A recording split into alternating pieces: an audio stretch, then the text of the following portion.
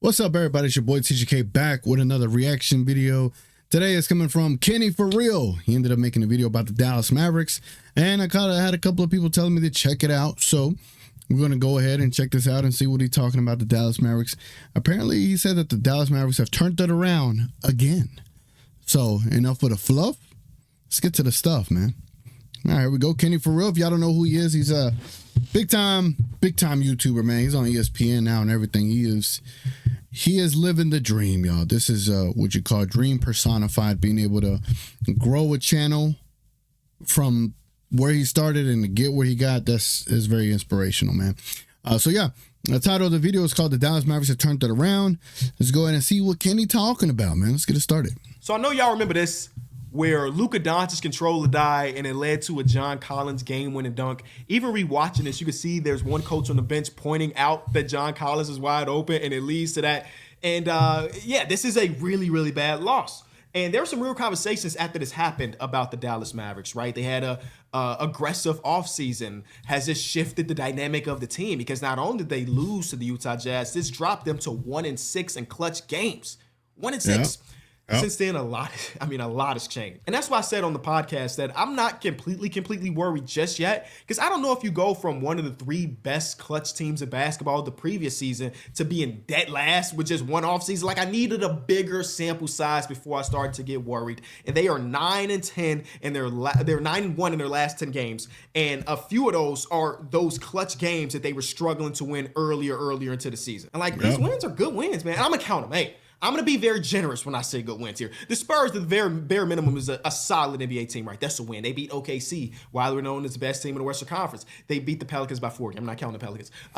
They beat the Denver Nuggets. They beat the Atlanta Hawks. So I'm counting because they showed us this season that... Mind you, we beat these guys without Luka Doncic. But continue. They're sneaky good, especially against good teams. They beat the Knicks, and then last night they beat the Grizzlies. So out of their 9 and 10 game wins, at least 6 of them are against solid to good to great teams. And I want to talk about last night's game against the Grizzlies because that was my game of the night. Again, I'm watching games differently this season. We have a 10-game slate. I'm really focusing on 3 to 4. And the Grizzlies versus Dallas Mavericks was my game of the night. And it was a game of the night contender, even though the fourth quarter... If you watch this game, you know that fourth quarter was so awful. I mean, we had a million free throws. We had. See, this is where I appreciate like an outsider's perspective, because you know, if you watch the game, that third quarter was just as bad. The third quarter was just as horrible.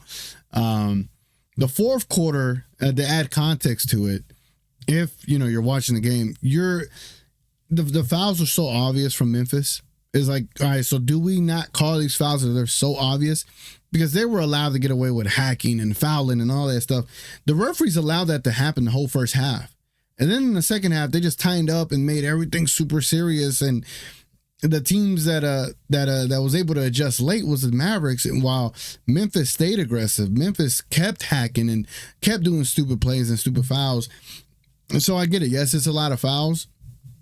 But I think the context provided needs to be that Memphis did a poor job of defending, you know, without fouling, because all they did was foul. All they did was hack. The Dallas Mavericks had an issue with that early in the season, and they've been able to figure it out and turn it around and stop hacking so much and giving up so many free throws, because that was an issue early on in the season. But just wanted to add some context there. The fourth quarter, as a Mavericks fan, was a lot of fun. I ain't gonna lie. They're going to the monitor for 7 minutes. It was hard to really sit through as a neutral fan, but I still want to talk about it after we hear a word from our sponsor. This video is brought to you by DoorDash. Let's go ahead and skip that sponsor. And it's the Charger at Home 2020 video. That's what I get for filming videos at this time of the day. Maybe I just need to change my setup. The sun, shout out to the sun, bro. It's December. I'm happy that you're here, but I'm trying to work here, bro. All right, so there are a lot of cool things in this game from both sides, honestly. You saw the Memphis Grizzlies come out with a lot of aggression. Like they talked about on the broadcast that it felt like a playoff game. It did feel like a playoff game, which is basically the same thing, right? Where this was a ugly like 3 quarters for the Dallas Mavericks. Turnover after turnover, open shot for this guy. Desmond Bane finally has a good moment. And one thing I was looking forward to coming into this game, because I think the major question for a lot of Dallas Mavericks critics was, how do you guard the explosive, aggressive guards across basketball. And I don't know if there's a more explosive, aggressive guard than Ja Morant. And it started off real slow. Ja Morant didn't attempt his first shot to the second quarter, which was surprising to me. But eventually we got to that third quarter. He completely ramped it up. Like, here's a possession here where it's Klay Thompson as the primary defender. And listen, Klay don't really stand a chance. That's even good defense. Klay don't really stand a chance. And then it became Kyrie Irving's responsibility, and they get the switch they want to Klay Thompson. And again, Ja Morant just takes him to school and gets a really easy look here. And I want you to note what the score is in this game. Like, at this point in time, the Grizzlies are running away with it. They just had a really successful third quarter. And a lot of that is, again, Ja Morant playmaking and getting into his scoring bag. And with about 5 minutes left, this is what... You mean to tell me Memphis had a 13-point lead in the fourth and found a way to choke it away? I like to call the PJ Washington takeover, where it starts off here, he's sitting in the corner. Luka Doncic getting all of the attention in the world after I think at this point he has 30 points, 34 points or so. PJ gets it, draws him off the line, gets an and one layup. So you thought that takeover is going to be because PJ Washington decided to hit a bunch of 3-pointers or scored 40 points in the fourth. No. This is where the takeover really started. So he gets that and one on one end, and for the rest of this game, 5 minutes left, it is his assignment to guard Ja Morant.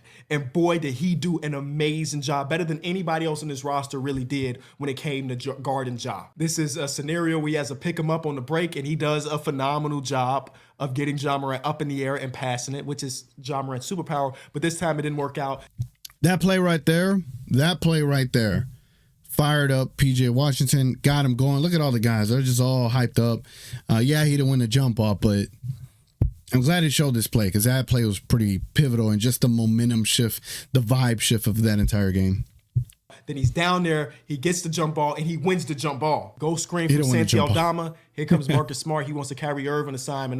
No. We're not giving you that switch. We're going under, and we're going to force you to take another super tough shot. That's PJ Washington, y'all. Great, then we got the 40-minute review that I mentioned earlier. Oh, my God. Oh, my. Yeah, that review took way too long. I saw the foul from the beginning when they showed the replay. They could have called it a long time ago, but they took forever, bro. I don't understand. God, stop it. It's still going. It's still going. I've been fast forwarding forever, bro. This stinks. It's one of my least favorite things about the NBA. And for two of the most important possessions of the game, the ball is not in Ja Morant's hands. They do this Iverson cut for Desmond Bane, and Ja Morant's kind of sitting off ball. And it's like, Desmond Bane, take us home. And if you are the Dallas Mavericks, that's what you want. Like, Desmond Bane's obviously a really good player. He's struggling this season. But you would take that shot over anything Ja Morant can create for himself or for others. And here we go, very next possession. Ja Morant is just sitting on the wing waiting for an opportunity to touch the ball, and he doesn't. And then, to wrap it all up, on that right wing, 3 shots in a row for the Dallas Mavericks, 2 from Dinwiddie, and the last one from PJ Washington. So, again, his stat line is not going to showcase how...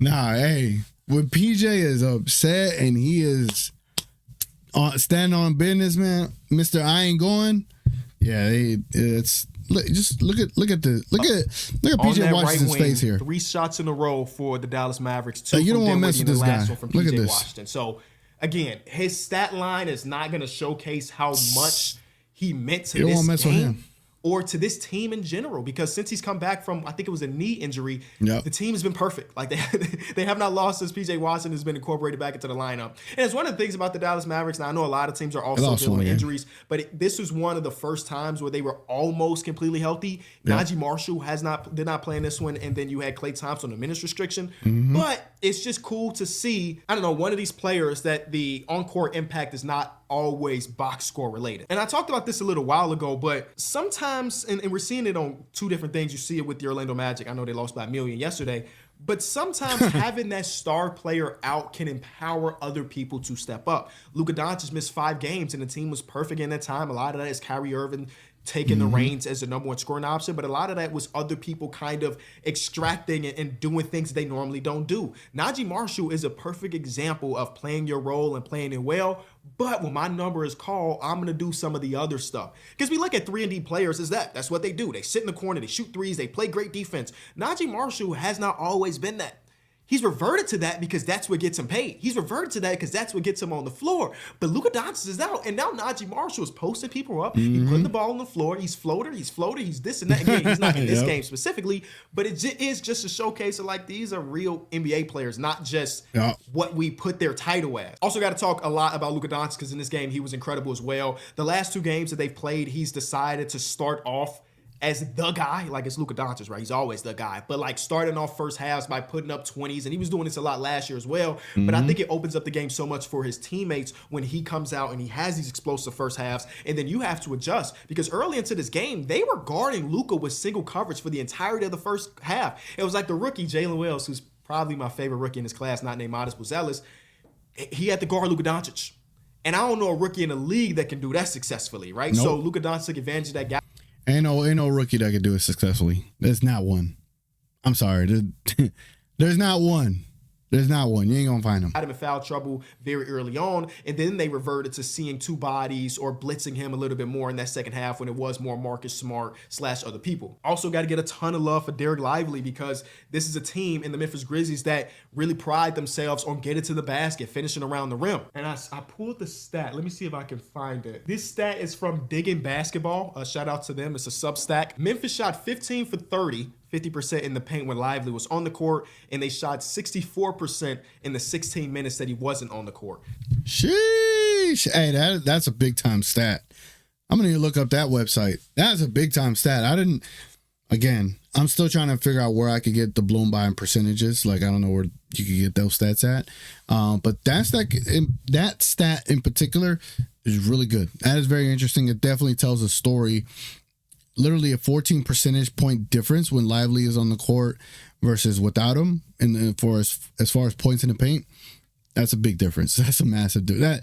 That literally won you the game, if we're being quite honest. So again, just being one of the premier rim protectors in basketball. And this is an ugly, ugly win where they turned the ball over 20 plus times. 25 times, yep. They shot 20 plus free throws. And what they shoot, 60% from the line? Something disgustingly bad. Yeah, 68%. Like that. Like, this is not a game you normally would win. Of course, you got the whistle advantage, but if you're not hitting the free throw, it don't even matter. Yes, 68% from the free throw line. Yeah. Yep. One thing I am monitoring from them is their drastic difference in the shots that they're generating. Now, obviously, these numbers are somewhat skewed, a 20-game sample size, and again, 5 of those were without their number one 3-point creator in Luka Doncic, but they were one of the highest frequency 3-point teams of basketball last year. Now they're in the second half. How do we say that? In the bottom third in basketball. And they're taking more mid-rangers than ever before. Again, it's just something I'm monitoring. We'll see how those numbers look in 10 more games, so to get a bigger sample size of Luka being with the Clays, who's not having the greatest shooting year, or even Najee Marshall. Basically, their 2 biggest acquisitions are not shooting 3-pointers well, and he's Klay Thompson. Like, I just don't expect him to be this bad from shooting the ball. And I know he was on a minutes restriction, but I am curious to see how comfortable Jason Kidd will be when he's off his minutes restriction and not playing him down the stretch if he's not providing the 3-point shooting that they need. Because again, you saw parts of this game where it was Ja Morant kind of taking advantage of Spencer Dinwiddie or Quentin Grimes, who's at least a plus defender. And sometimes you kind of need a Najee Marshall to close out a game over Klay, who we saw in the clips that I showed you, he was getting taken advantage of by those guards. Again, Jason Kidd this is like the deepest team he's had as a Dallas Mavericks coach. So I'm just curious to see how he continues to balance things when they are completely healthy. And that's all I got. Shout out to the Mavericks. Cool. Last night. That was cool. So yeah, so the whole point of the Mavericks taking a bunch of middies, I could kind of explain that one because to start the season, Luka Doncic took a lot of middies. He was forced to take long middies, and defenses were playing the Mavericks as such. The defenses were forcing the Mavericks to do that. They didn't want Luka to get to his 3, and they didn't want Luka to find people open. So they're like, hey, or they didn't want Luka to get to the basket. So they're like, hey, we'll give up this long midi. And I think that's why the numbers are skewed, even though Luka was out for a decent amount of time. But again, Luka does take the most shots on the team. So I can see why we're up there. But yeah, man, Kenny knows his stuff, yo. Kenny knows his stuff. That was a pretty good observation over last night's game. And I do appreciate the outside perspective, because sometimes as a Mavericks fan, we're like, man, that third quarter was doggish. And to him, that fourth quarter was doggish, which, again, I can see why if you're an outsider looking in. But, hey, Mavericks found a way to win. Kenny is an inspiration in this how would I say, in this space of content creation, and he was pretty much spot on with most of his stuff for the Dallas Mavericks, and I appreciate that. Anyway, man, it's been your boy TGK. Appreciate y'all being here. If y'all don't mind dropping a like, subscribing, consider being a member, all that good stuff. Join the Discord. It's free. Y'all can help me send videos y'all want me to react to. Other than that, it's been your boy TGK here with Mr. Sylvester, and we are out. Catch you on the next one.